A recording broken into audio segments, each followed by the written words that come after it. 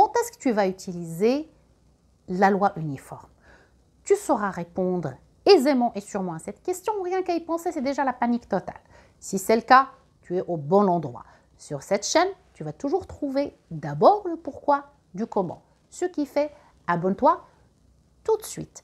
Car j'ai constaté que chez beaucoup de mes étudiants, le côté un petit peu abstrait des mathématiques et des statistiques les empêchait d'avoir l'utilité et la puissance de ces outils dans une prise de décision éclairée et informée, que ce soit pour le business ou pour tout autre domaine. D'ailleurs, c'est la raison principale qui m'a amené à mettre en place le site amoinlestats.ch qui est conçu sur le même principe. D'abord le sens, ensuite les formules. Va jeter un coup d'œil sur le lien que je t'ai mis dans le descriptif. Il y a du contenu gratuit, il y a également des offres. Si rien ne te convient, contacte-moi et certainement je ne vais pas te laisser tomber. On va commencer à répondre à notre question. La loi uniforme, quand est-ce qu'on va l'utiliser? Je vais donner un contexte. Supposons que je téléphone à un service en ligne et que l'attente, elle est entre 0 et 10 minutes. Donc, ici, entre 0 et 10 minutes, j'ai la même probabilité d'attendre 0 que 1 ou 2 ou 3. Donc, si je fais un petit résumé un peu plus structuré, la loi uniforme s'applique aux variables continues.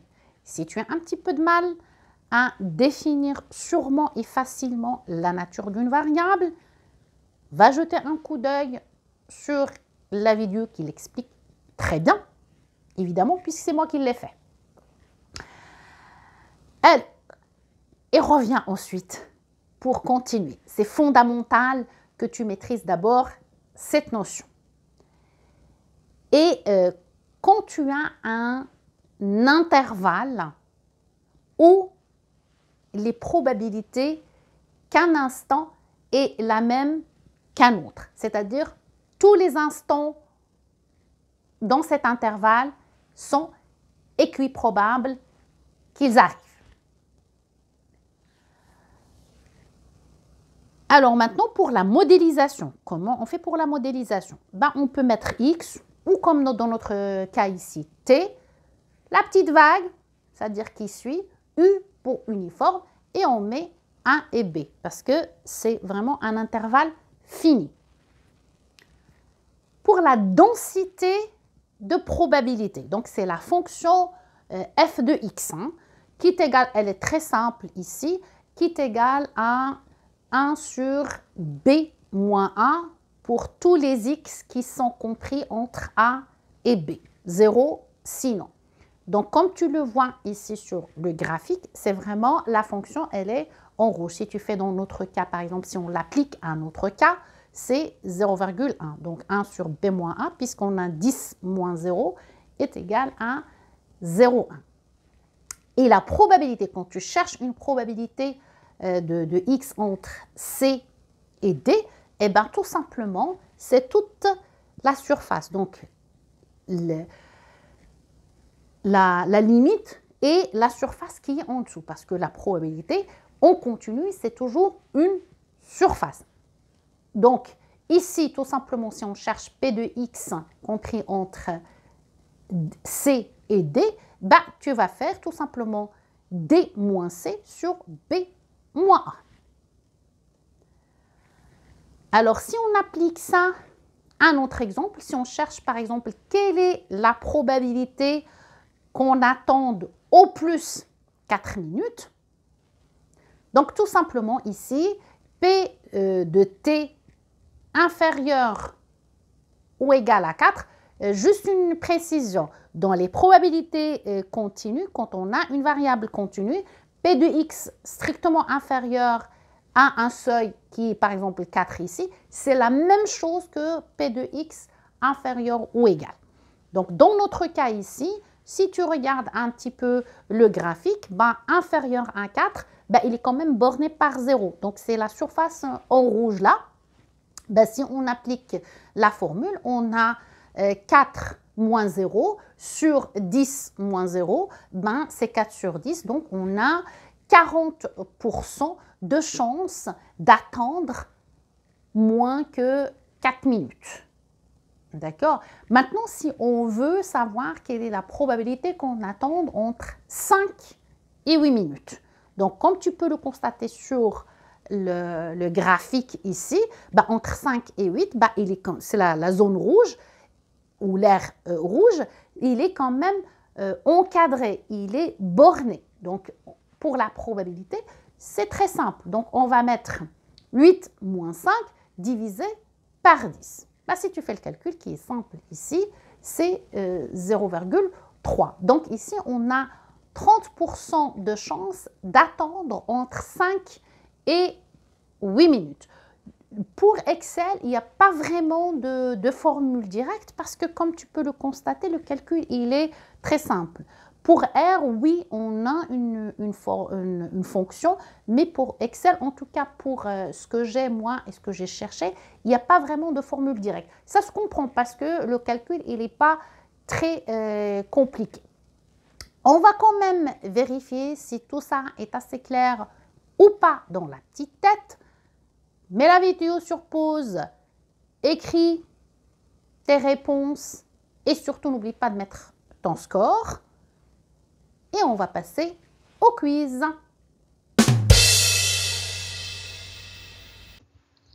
Question 1. Une entreprise de livraison garantit que le temps d'attente pour une commande en ligne est compris entre 30 et 50 minutes. Le temps moyen d'attente est de 40 minutes. Quelle est la probabilité qu'une commande prenne plus de 45 minutes? À toi de jouer et c'est surtout note pourquoi tu vas utiliser la loi uniforme. 1, 2, 3. Ici, le temps d'attente, il est équiprobable entre cet intervalle-là, entre 30 et 50. C'est-à-dire tu as la même probabilité d'attendre 30 que jusqu'à 50 minutes. Donc ici, notre variable peut être modélisée par la loi uniforme. X suit une loi uniforme, donc U, 30 et 50. Remarque que tu peux utiliser à la place de X, tu peux également utiliser T. Maintenant, la probabilité qui nous intéresse, c'est que la commande, elle prend plus de 45 minutes.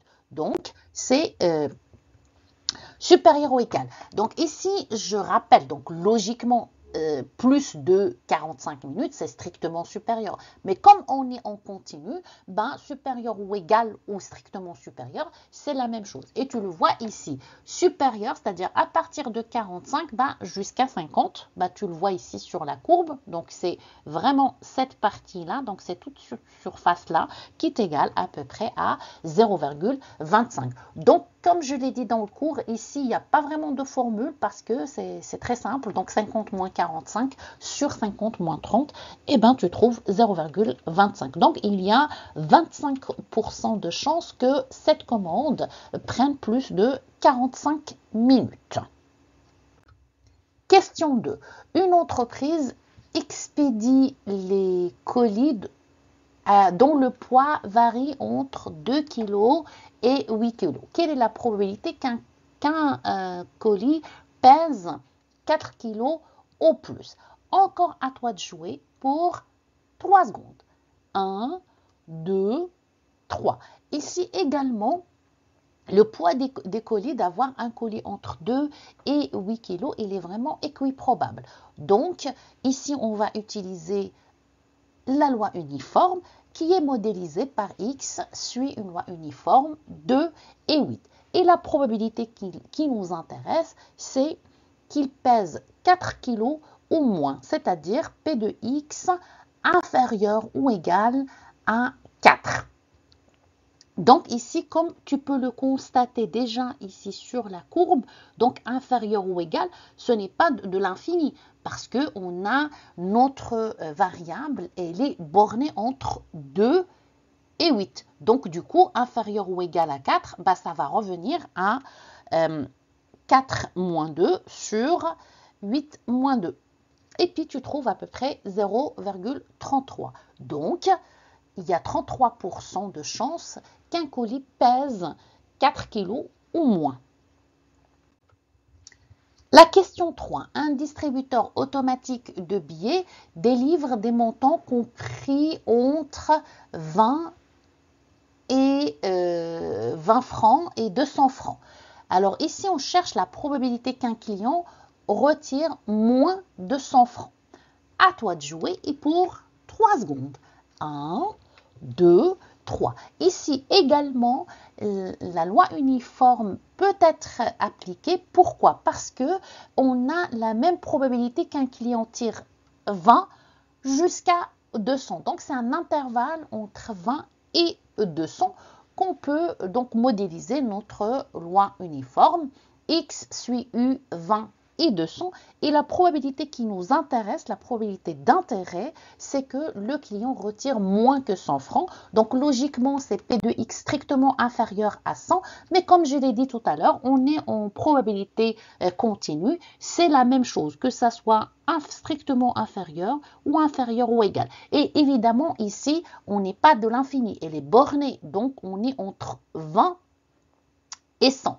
Donc là, on calcule la probabilité facilement. Donc, on trouve à peu près 0,44. Donc, il y a à peu près 44,4% de chances qu'un client retire moins de 100 francs. La quatrième et dernière question. Dans une ville, les piétons doivent attendre avant de pouvoir traverser à un passage piéton avec un bouton d'appel. Une personne appuie sur le bouton et un feu rouge s'allume. Pour les voitures, après un certain temps d'attente aléatoire. Ça, vous connaissez les petits panneaux qui vous disent le temps d'attente est entre 0 et 60 secondes. Le temps moyen d'attente est de 30 secondes. Tu te demandes quelle est la probabilité que j'attende plus de 30 secondes avant que le feu ne passe au rouge. Alors, à toi de jouer encore pour 3 secondes. Et cette fois-ci, c'est la dernière fois. 1, 2, 3. Ici, si tu regardes, en fait, ici, tu n'as plus la même probabilité entre 0 et 60 secondes. Parce que si tu observes ce genre de processus aléatoire, car le système, il décide quand le feu rouge va passer. Donc, tu n'as plus la même probabilité d'attendre 0 ou 60. Donc, en fait, c'est un événement qui est basé sur le prochain instant où le système, d'abord, il vérifie si les voitures peuvent être arrêtées ou pas en toute sécurité. Donc ici, c'est un événement, ce type, on va dire, ou ce genre de situation, il va être plutôt modélisé par une autre loi, c'est la loi exponentielle, et ça va être le sujet de la prochaine vidéo. Donc, sois au rendez-vous comme d'habitude. Merci d'avoir suivi cette vidéo. Si elle t'a plu, manifeste-le par un pouce, c'est statistiquement significatif. Abonne-toi pour ne rien manquer. Et moi, je te retrouve la semaine prochaine pour une nouvelle vidéo qui va te faire avancer, voire te faire aimer les chiffres. Promis.